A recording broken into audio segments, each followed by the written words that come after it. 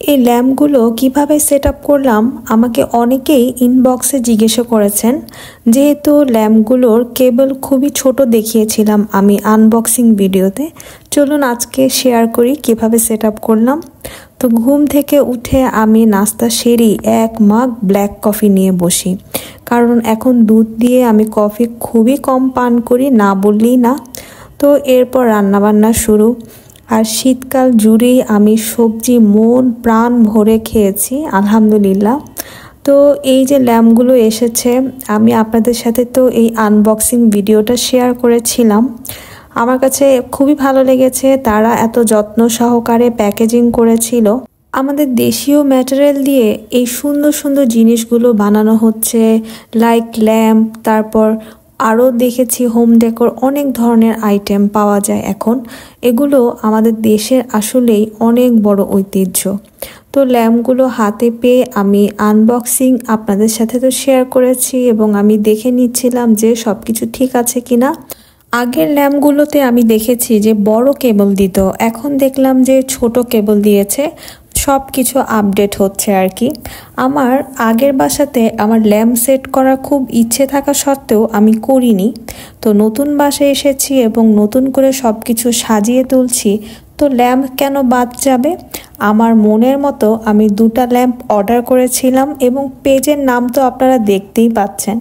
তো আমি 2টা ল্যাম্প 2টা রুমের জন্যই নিয়েছি। তো ল্যাম্পগুলো দেখে আমি রেখে দিয়েছি, ইলেকট্রিশিয়ান ভাইয়াকে বলে দিয়েছি যে টাইম মতো চলে আসতে। এবার শীতে কে কোন পিঠাগুলো বেশি খেয়েছেন জানাবেন তো। তো আমার তো ভাপা পিঠা চিতই পিঠাই বেশি খাওয়া হয়েছে। তো ইলেকট্রিশিয়ান ভাইয়া এসে ফার্স্টে অন্যান্য কাজগুলো করছিল, লাইট লাগিয়ে দিয়েছে কয়েকটা, এরপর ল্যাম্পের কাজ হাত দিয়েছে। আমার এই নতুন বাসায় প্রতিটা রুমেই সেম অবস্থা, কারেন্টের লাইনগুলো শুধুমাত্র একটি দেয়ালই দেওয়া। তো আমার ডাইনিং রুমে কারেন্টের লাইনও সেম একটি দেওয়ালে দেওয়া। এখন ল্যাম্প লাগানোর জন্য চ্যানেল করে ল্যাম্প লাগাতেই হবে, এটা ছাড়া কোনো ওয়ে নেই। আর এই দেয়ালটাতেই কারেন্টের লাইন দেওয়া। যেহেতু ফ্রিজের লাইন থেকে আমি লাইন বের করে ল্যাম্পের জন্য একটি লাইন বের করেছি, সেই সাথে ওভেনের জন্য আরেকটি লাইন করেছি।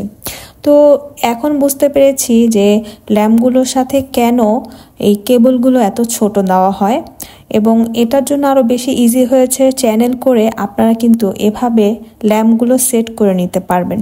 তো প্রথম ল্যাম্পটা লাগানোর জন্য অনেক লেট হয়ে গিয়েছিল, তো ভাইয়া পরের দিন এসে আরেকটা ল্যাম্প লাগানোর কাজ শুরু করলো।